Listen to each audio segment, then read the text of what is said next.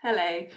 Hopefully that's enough time for people that are intending to come along to join us. So just to say hello, welcome. My name is Ruth Bradford. I'm a senior construction project manager with the City of Edinburgh Council. I'll hand over to my colleagues in a minute, but just to give you a bit of background on this project and where we're coming from. I suppose there's been quite a bit of investment in Craigmillar over the last 10 to 15 years. Most of it's been in housing, but we've had new shops, new schools, new council offices, which all in their own right have been really positive things for Craigmillar. But it really feels like the High Street area, or Niddrie Mains Road High Street area, is the missing piece of the jigsaw, and really in need of a bit of investment. And it really is the place that should be bringing together all of the new communities that have been brought into Craigmillar as part of the new developments, along with all of the existing communities as well. It really should be providing the services and facilities that a local street do. So this project really is an opportunity to take stock of all of that, and to make a plan, basically, to make sure that Niddrie Mains Road brings together, and we really let it fulfil its role as a high street. So we are working with Collective Architects and their sub-consultants, so a full design team, to look at a project, to put together a strategy to help guide decisions on the high street, and to help bring together all of the projects that are recently finished, that are in the pipeline, and where there's gap sites, to really guide the development on those sites. So I think at this point I've probably said enough, so I'll hand over to to my colleagues from Collective. I think it's probably Jude that I'm going to hand over to next, to give you a bit more information on that. Great, thank you, Ruth, and thanks everyone for coming tonight in the evening. Really appreciate it. So I'm Jude Barber from Collective Architecture, and tonight with Caitlin and the design team that are here, which are our engineers, landscape architect, and such like. We can talk about that more in a minute, but we just wanted to, before we launch into a sort of presentation, which will give a bit of an overview of where we are in terms of approach and sort of status of the strategy at the moment. We just want to say we would have rather met you in person, would have rather been, together. So we'll try and keep this as interactive as we can. Really, it's about hearing from yourselves and others that you know, and encouraging them to sort of feedback as well into this process wherever we can. It's really to stimulate discussion tonight and to raise some questions. We're in no means, we are literally sort of at the beginning of this process, so we're really hoping to this feedback session will kind of inform where we go forward and other things after that. So to ensure that we can hear your thoughts for tonight, there's like 3 different ways to do that, and things that can happen after the event as well. So please do encourage others to do that.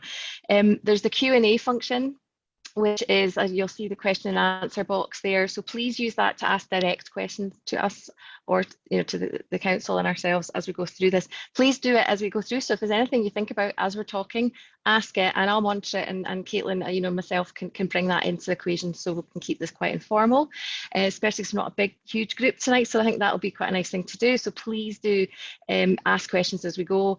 And there's also chat function, which is a little bit more like, if you've got something you think we should know, share a link, point us in the direction of certain things, just to kind of pop that in the chat, which would be good. And at the end of this, there's a survey which is linked to the questions, some more questions that can be asked afterwards that will kind of allow you to feedback a little bit more. And we're going to take all this on board, and this event will be recorded, and so we can share that through the council's social media after this, so again, more people can see this and hear this as we go forward. So I'll just now pass over to Caitlin, who's just going to take us through where we are and stimulate some thoughts. Thanks. Apologies, I was muted. If you could just screen share for me, Jude, that would be perfect.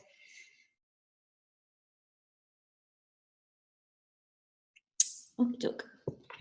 So if we just move on to the next slide.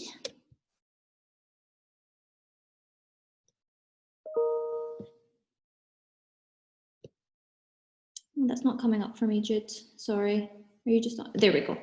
That's great. So a lot of this was covered by Ruth and Jude, so I'll just kind of look over this very briefly. But basically, we've been appointed by the City of Edinburgh Council to prepare a very broad kind of overarching strategy for a high street along Niddrie Mains Road, building on the kind of recent achievements that have been happening in the last few years in the regeneration of the area, to create what we're calling a vibrant, safe and enjoyable town centre for residents and visitors alike.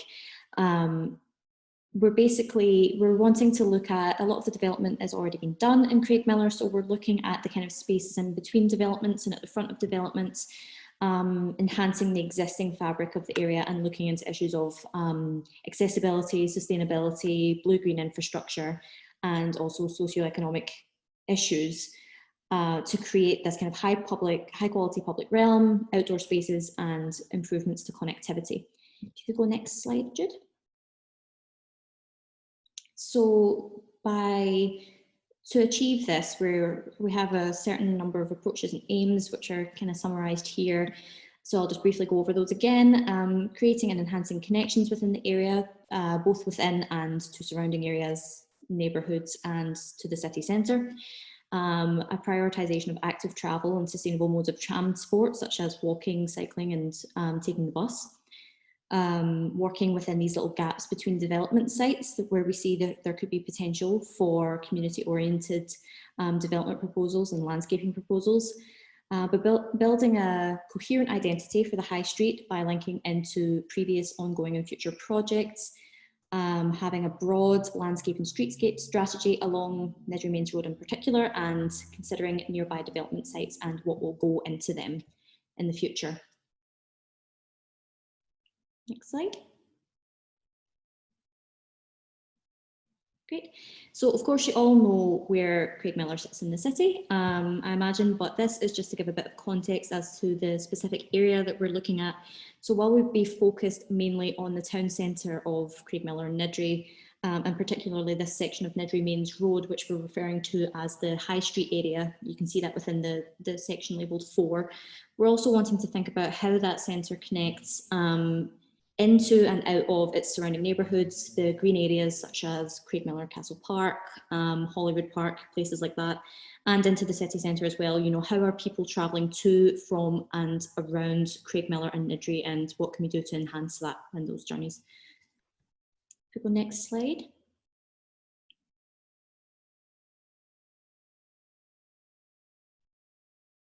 Is that coming up okay, Jude? Sorry, it's not changing for me. So it's moved at my, there's a bit of a delay, I think, at your end, Caitlin. Okay, well, great, that's coming up now. Okay, so basically we've been going around the site and sort of identifying what we're calling challenges and the opportunities. So some of the things we've noticed, kind of self-evident from the pictures and the titles, but I'll just go over them. One of the things is restriction to movement. You know, there's not a lot of pedestrian routes that are well overlooked and aren't overgrown, that feel safe for people to walk through.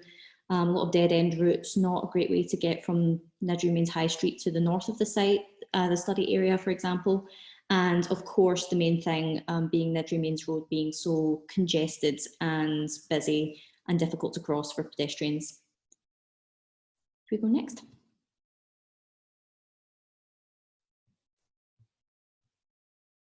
Is that showing for you? Sorry, it's not. Oh, there we go.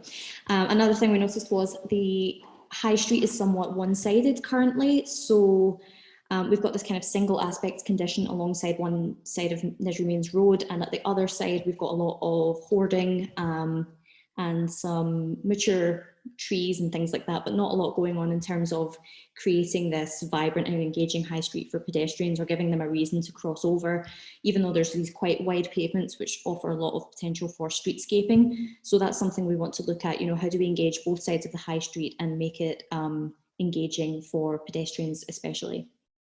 Next slide. And then finally, something that was a bit kind of it's a bit kind of more general and hard to define, but there's sort of what we noticed was a kind of lack of coherent identity throughout Craigmillar. you know, with the sort of patchwork of development that has happened in different styles, even what we're showing here is the kind of hard surfacing being lots of different materials. There's a lack of kind of cohesion in the character of the area. So we want to think about, you know, how do we use things like planting and other interventions to kind of bring that cohesion and sense of a coherent identity to the Niddrie Mains High Street and the areas surrounding that as well. Next slide.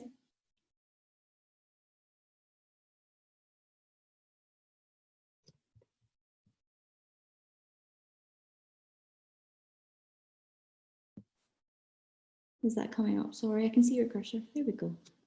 Okay, so sorry, I think there's just a bit of delay on my end. If we move on from the challenges to kind of the opportunities and the potential that we see in the area. So this is, we're being very kind of general here and aspirational. You know, we're highlighting this kind of area in the middle, which we're seeing as sort of the main spine almost of the study area on which everything else hinges. And we're imagining, you know, there's an opportunity to reimagine this high street as a vibrant place where people can hang out, dwell, you know, a place where people want to be and spend time together. But there's also areas surrounding and connections into that we want to think about. So for example, up the top here, we're talking about this area of industrial buildings in Craigmillar and Niddrie. What can we do to kind of make that a nicer area for people to be? So we're imagining, you know, could we turn that into a green enterprise zone? Could we have rain gardens, swales, you know, cycle routes, pedestrian routes, and make that make this a greener area and a nicer place to be? Some of that might involve, for example, creating a cycle route over the railway line, because currently the route over the railway line that's to the west of the site is quite congested and busy and dangerous for pedestrians and cyclists. Creating these kind of better connections to the site, because that's something we've noticed that the high street isn't necessarily the easiest to get to or from. You know, creating these, again, vehicular pedestrian routes through the north of the site into the housing sites to make them better linked as well. And taking these green spaces, the existing green spaces such as they are and what we have, and not building on them, but how do we retain them and enhance them and turn them into places that people want to spend time? You know, do we want them to be dog parks or children's play parks? We want to hear your opinions on what these kind of green spaces are and how they could be better used. If we move on.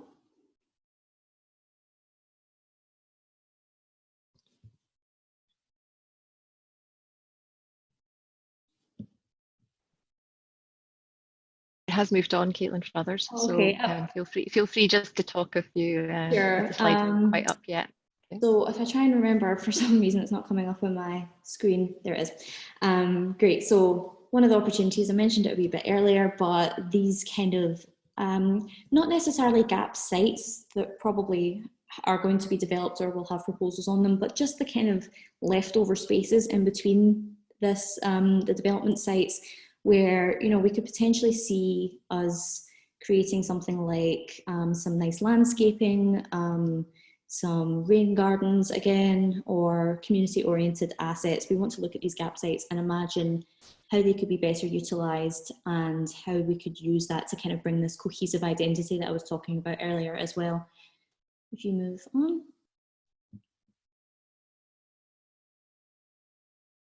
Just let me know when you've moved and then I can just talk over it. That's us on to the next slide, Caitlin, about the greenery and Great, fab.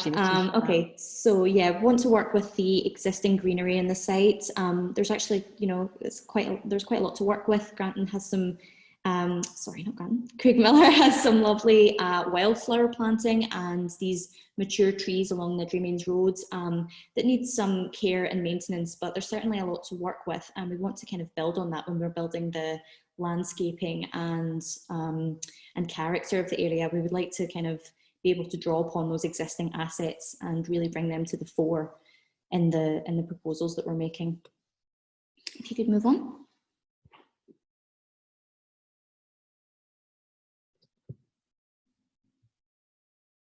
Just give me a thumbs up. We're on to the next slide. Great. What is the opportunity for the next slide? Sorry. Landscaping potential. Great. Okay. Yeah. So the something that we've noticed as well that's difficult not to notice walking down Niddrie Mains Road is just how wide the pavements are. You know, there's a lot of space to be working with, and right now it feels kind of empty, but it does mean that there's a lot of potential for kind of streetscaping and those kind of street level interventions like planting and seating, you know, potentially cafe and restaurant spill out space that would create a very pleasant and engaging and vibrant high street to be walking down. So that's something we really want to work into, you know, and it also offers potential for things like cycle lanes and bus lanes, should we see that as the correct thing to do going forward. And then finally, we want to work into something that's really special about the Craigmillar and Niddrie area is the kind of heritage of, there's some really interesting buildings with architectural character, these kind of Art Deco buildings of the White House especially.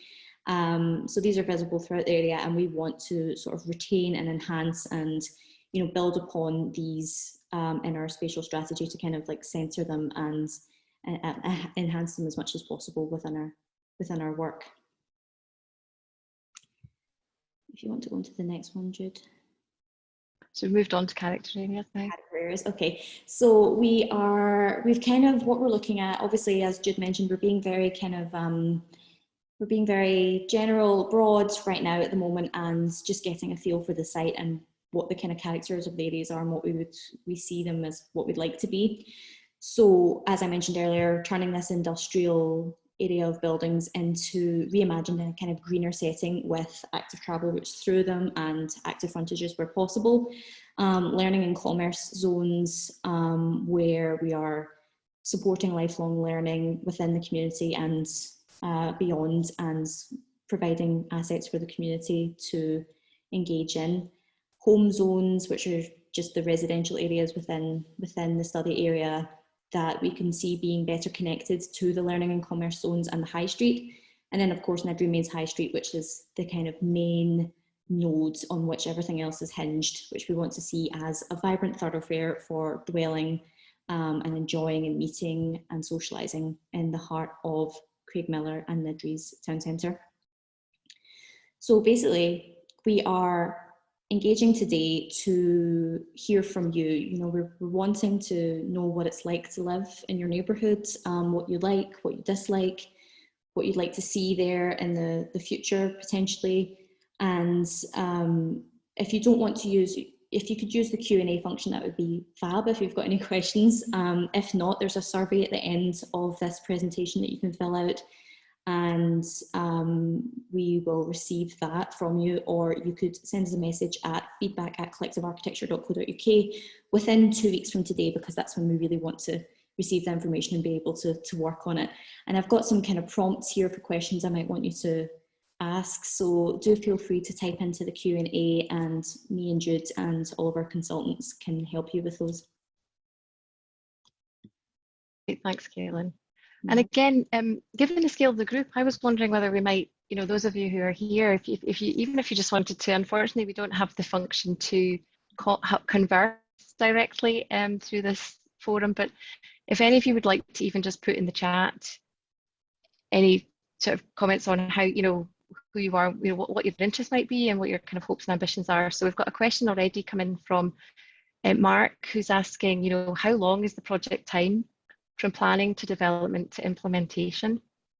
So could we bring you in, Ruth, just to kind of talk through that a little bit in terms of, and one thing I can say, Mark, in relation to our commission is that it's a fast process and it's time boxed by particular funding deadlines, but I think Ruth would be better placed to talk to that. So Ruth, can I just hand over to you? Definitely, thank you. Yeah, so really this project is it's a very high level setting out the strategy, which we can then build on in a bit more detail. Sorry, my battery is just about to go. Typical, isn't it? I'll just plug myself in. The joy of a long day.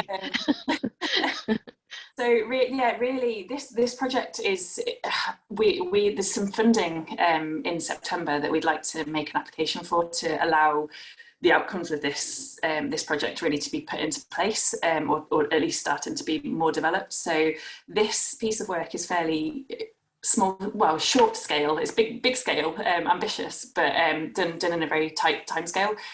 In terms of actually seeing the developments on site, we don't have a programme for that at the moment. So really, this is aspirational. What can we do? And the next step is then looking at the implementation of it. So as I say, there's funding which we're aiming for, which would be fantastic if we get, and then it will be full steam ahead from there.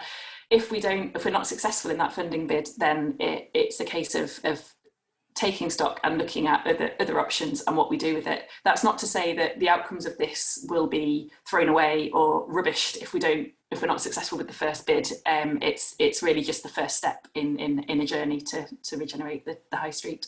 And also our part of the work that we're doing is to look at the phasing of that, where the priorities might be, so that's very much what this process is about. So please, like, anything that you can offer in terms of like what you think some of the priorities might be in the feedback would be really good, because I think that's going to help us direct attention for certain things, whether that's active travel, moving around facilities, or experience or identity, all those things. If you can just give us any thoughts on that, Mark, particularly, I think that would really help that project, the initial planning phase anyway, in terms of prioritization. Definitely. Yeah. I'm just going to take myself off and go and get myself a charger. Do that. Go and do that. Thanks. And we've got, we're really lucky tonight because we do have all our consultant team here. So thank you, Mark, for that. That's great. But I just had a bit of a question for our transportation colleagues. So we've got Carolyn here and Kyle, who from AECOM. And the question I kind of had for yourselves, if you can, is just what do you think some of the key constraints are regarding transport and moving around, particularly in Craigmillar, because you're looking at this from an engineering and your level of expertise. What do you think the kind of key things are that you've first thoughts that you might want to share? Thanks, Jude. Hi everybody. My name's Carolyn Rollo and I'm a transport planner at AECOM. Unfortunately, my colleague Kyle is nipped out for his vaccine, but when he comes back, he'll be back in, but we're here. Jude, to answer your question there, the challenges and the constraints we've got on this one is priorities. Who do we give priority to and what we're coming up with? Now, it's one of these ones where we can see some options and we can see some outputs where we can make changes, but that might be a change to the betterment of the pedestrian to the detriment to the bus user, or a change to the bus user to the detriment of the pedestrian. So it's a really fine line in all of the balancing of all the different priorities going on. And that's going to be our challenge.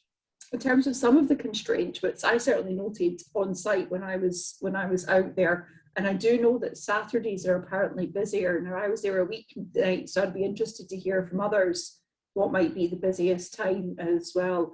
But there was some congestion along Niddrie Mains Road, very slow moving traffic.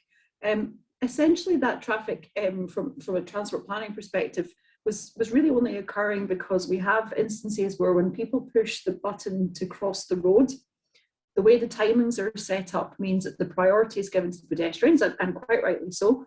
That stops the traffic. And then you get this platooning effect where all this traffic then moves on to the next set of signals and the next set of signals. And there's not often enough time for everyone to clear through. And that's why we have these traffic issues. And also as well, the premise and the way bus operators operate now is that they like to service their customers directly on street because they don't like to pull into lay-bys because then it's hard to get back out again, which also means that we have cars piling up behind the buses while they pick up their passengers. And also as well, the bus is really, really a key mode in Craigmillar. We know that at least it's something like 58% of people are using the bus in Craigmillar to either get to their place of work or for study and things like that. So we know that that is very important. But all of these elements come together to almost have this kind of melting pot of everything going on in this very short space of road. And that's compounded by the fact that the road in itself is a very strategic link big link to Fort Kinnaird, Cameron Toll on the west side. And we've also got lots of new things coming along as well, which are going to mean that the transport environment is going to change. There's going to be the school coming. We're expecting a lot more school children as well. And we want them to be able to get to school safely, cross the road. And if they're popping out at lunchtime as well, we don't want to have lots of people just running across the road and the dangers of that as well. So there's a bit of a melting pot of lots of things going on at once here. And I would be keen to hear from others if I've picked that up correctly from my observations or insight, or if there's anything else that we've missed. So, drop something in the chat or put a hand up, and happy to hear more about that. Yeah. Thanks, Carolyn. I mean, it is going to be that challenge, isn't it? It's the balance of things. Yeah, that's our over the next few weeks. There's a question coming from Hayley, which is good, which is about asking around, she's curious to know, what could be done about the industrial buildings in the north of the site that you'd identified, Caitlin, in your presentation, and we've talked about the possibilities for that. And she's delighted that some of those buildings, which are really beautiful and incredible and special, are going to, there's plans to kind of improve their use. And I think one of the things we wanted to say, sort of in response to that as well, Hayley, is that the buildings themselves actually are sitting quite well within the context. We've been really pleased to see so many businesses actually in that area as well. And so it's really one thing we've identified is the bits between. It's the spaces in between all of those that make it maybe challenging to move around or less inviting to walk through to between your neighbourhood to neighbourhood or street to street. So that's something that we've really identified. And actually, if the public space between those buildings is more celebrated, then the buildings themselves can then have an enhanced life. And what Hayley's saying is the biggest issue she's come across from Craigmillar, because she works there is it's restricted more with further, it's getting restricted more and more with further developments. And are there plans to improve this in terms of the parking? Yeah, I mean, I think would anybody in the team like to talk to that a wee bit more in terms of not, isn't it good to see these areas improving and enhancing and new things coming, but how do we deal with the congestion and the challenges around how people get to them and how they can park and move around to get to their work? Does anybody want to chip in on that, or from our team? I'm just thinking. I'll jump in there. Yeah, Jude, on Carolyn, parking. thanks. I think in the first place it would be good if someone wants to just drop in the comment there of what kind of parking are people perhaps looking for. Is it parking that they just want to pull in and quickly nip to the pharmacy or nip to the shop and get back in the car and drive off? Or is it parking where they would like to see more spaces for longer durations, so that you're parking up, going to Lidl, doing a few things at once? And also as well, is it maybe parking for the library thing, just so I can get my head around. Well, Hayley's saying that she's working, so she's coming to Craigmillar to work. Ah, right, okay, right.